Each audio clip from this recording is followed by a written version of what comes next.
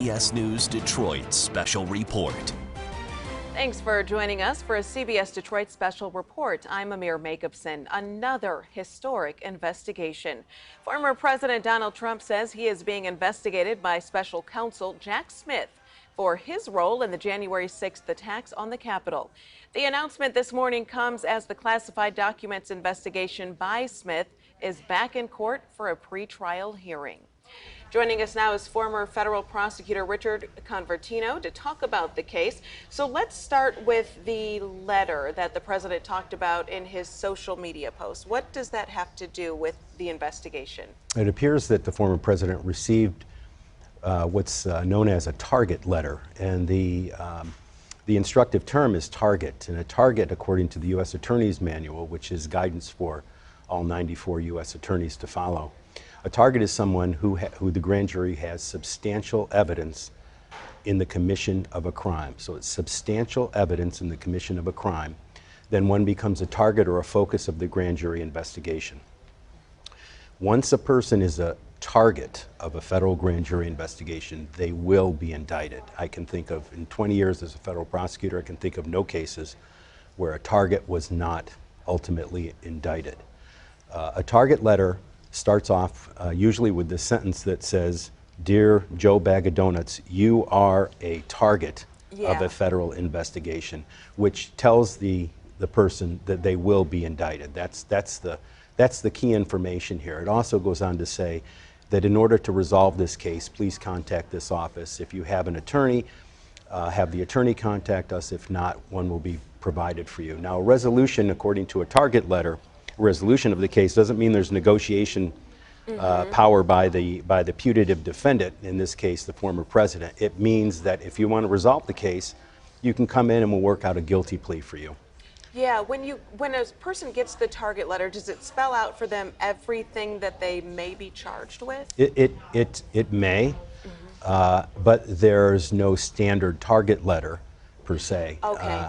And so they're different. It depends on how much information the prosecution wants the putative defendant to have at the time. Yeah. So it may say you're a target of a federal grand jury investigation who is investigating the following offenses. Yeah. And then it will list maybe 3 or 4, however many it is. Yeah. Conspiracy, obstruction, false statement, etc. It can vary though. But a person will get a target letter if they're going to be indicted, but a person who is going to be indicted, a putative defendant who is going to be indicted, may not get a target letter if sending the target letter would initiate maybe a possibility of risk of flight, destruction of evidence, tampering with witnesses, those kinds of things. Then the prosecution will not send a target letter to tip off the defendant. But in this case, they clearly wanted the former president to know and understand that he will be indicted by a federal grand jury.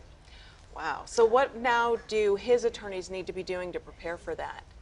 Well, I think one of the reasons that it was disclosed by Mr. Trump himself that he received this target letter was because there's a hearing today on the Mar-a-Lago case. Yeah. And I think that one of the things that his attorneys will do is say, "Judge, look, we're a target in another investigation.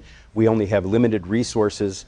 We're going to be spread too thin. We have to delay this case in order to focus on what's coming down the pike on that case." Yeah. Oh, that sounds like it's going to be a nightmare come election time. Well, it's going to be, I mean, it is the most consequential thing that's ever happened to the United States constitutional form of government we have since its inception. I mean, you have the former president of the United States being charged or will be charged with, among other things, insurrection. It's inconceivable. Now, one of the things that former President Trump did, and he did it masterfully, not masterly, masterfully, was to challenge the integrity of federal institutions or governmental institutions, and it's coming home to roost now. And so there are accusations that this is the, quote, weaponization of the Justice Department, which, by the way, I can tell you absolutely has occurred. You have, or a politicalization of the Justice Department. You have at the top levels of every of every governmental entity in the United States, all of them are headed by political appointees. Necessarily, the president comes into office, he appoints political appointees. In the Justice Department, it's multiple layers of political appointees. The top 4 or 5 layers of authority are political appointees. The U.S. Attorney is a political appointee. So to think and conceive that it's not possible that politicalization occurs or weaponization occurs in these institutions is a clear falsehood. Yeah. Do you think because he does have the campaign coming down the pipeline that they might postpone some of these court hearings? Well, it's certainly possible that they will, but I think that there's a possibility that this will, this new case that's coming down the pike will not be assigned to the same judge. So it will be assigned to a different judge, and that judge, you know, who is also appointed by the president and confirmed by the Senate, will have his own independence, and he's someone appointed, unfortunately, for life. And so these judges make their own decisions based on whatever bias or law or whatever they may come to, and it can be totally different from the judges' decisions that are in the Mar-a-Lago case in Fort Pierce. What do you think out of the two is the more pressing case?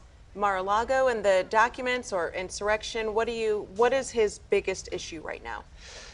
I think the most straightforward case is the Mar-a-Lago case, the document case. I think that's fairly cut and dry. The evidence seems to be overwhelming, but I think the more substantial, nationally important, internationally important case for our democracy is going to be the insurrection and what follows from this target letter. What emanates from that will captivate and stultify, I think, our democracy as we know it. Yeah, and that insurrection would be a lot harder to prove, right? Because it's not so cut and dry. You don't have all of the evidence right there. Well, I think the former president will assert that he has a First Amendment privilege to say the political speech that he wants. He contested the validity of the election, which is a political form of speech. The trick will be, there is no freedom of speech. It's a very high level scrutiny in political, for a court to assess political speech. It's the highest level of scrutiny that a court can apply. In this case, though, it's key to show that it wasn't political speech, that it in fact was the result of criminality, of the planning, the forethought, the malice intent of the actions and the speech that caused the insurrection. And that is the key, I think, for the prosecution to prove. That the central focus of the case is that although President Trump made these assertions, that he truly didn't believe them, that he knew, in fact, that he had lost the election. He knew, in fact, that this slate of second electors was a way and ramifications of which were to overturn the election illegally. Mm-hmm. Before we go, in just layman terms for people who are not sure of the court system and what everything means, what is our former president facing as of today in court? As of today, you mean the Mar-a-Lago hearing today? Yes. The Mar-a-Lago hearing today is going to determine a status conference of the dates that'll be coming up for motion practice, and it's a fairly routine date or hearing.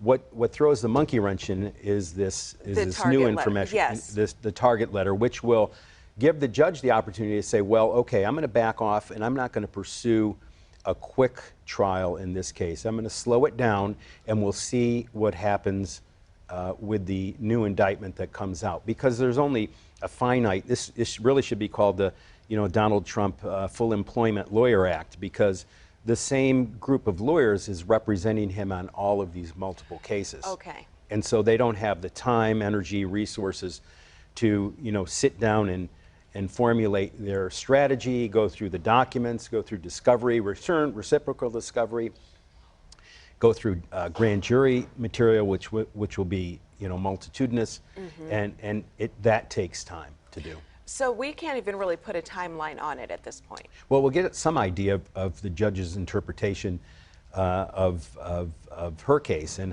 her timeline today in Fort Pierce, because the judge can say, you know, I'm not concerned with what's coming down the pike. I'm not concerned with Mr. Bragg's case in New York City. I'm concerned with this case that's in front of me. That's what most judges would do.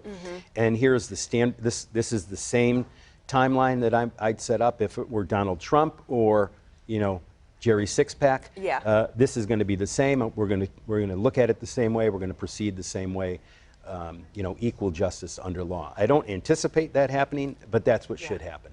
All right. Well, there's plenty to come down the pipeline with this. That is for sure. And more. I think there's more indictments that'll be returned. I can't imagine how crazy this is going to get. Yeah, it is crazy. But there, you know, Israelis would say, hey, our prime minister has been indicted and he's operating the government, you know, Netanyahu. So there's some precedent for it, I guess, in the world, but it's never happened in the United States. No, and this is not a have-all, be-all. Trump is done. You know, there's still plenty of opportunity. He's been impeached once. He's been impeached twice. He's been indicted. He's been, you know, castigated. He's been, you know, but he's still swimming. So, you know, I don't. There's so much. He's challenged the institution so much that people now look and they, oh, you know, okay. I mean, can you imagine? I mean, when this happened with Richard Nixon, when he was forced to resign, remarkably, not one troop left their quarter. That was a transition of a president who was the focus of also a criminal investigation. He indicted. I'm sorry. He resigned under great scrutiny and of course ridicule, but that our country still didn't miss a beat. The Constitution was intact. This is a different story because the institutions back then were unchallenged. The integrity of the institutions was not called into question like they have been in the last few years, and not without cause. Yeah. The judiciary needs radical reform. The Reformation, the FBI and the Justice Department also do too. They are run by political entities. Political entities have a tendency to be biased. Our government is a government of men. Men can be corrupt and often are. Power corrupts absolutely, and that's what we may have here. I'm not sure. Do you think Trump can get a fair trial? Yes, I do. Okay. I do. I still have faith in the 12 men and women for a jury of one's peers. I do think he can get a fair trial. I do. All right. It'll be difficult. Yeah. So you have to pick that jury, and the picking of a jury is a monumental task by a defense attorney. Pardon me, and the prosecution. Both sides will have jury consultants, I'm sure. Both sides, you know, will read the tea leaves. What color tie is that person wearing? How is this person, you know, sitting? They're paying attention to me. All that goes into the formulation of, you know, all of the other things, whether they can be fair and impartial. It's a process. It's a process. It really is. Yeah, it's a process for sure. Well, but it's a worthy one. It is, and it's going to affect all of us one way or another. Indeed. So thank you so much for your time and expertise on this. We're going to be following these investigations and the court proceedings closely. Be sure to watch CBS News Detroit on air and online. You can watch us for free on the CBS News app and Pluto TV. Stay with us.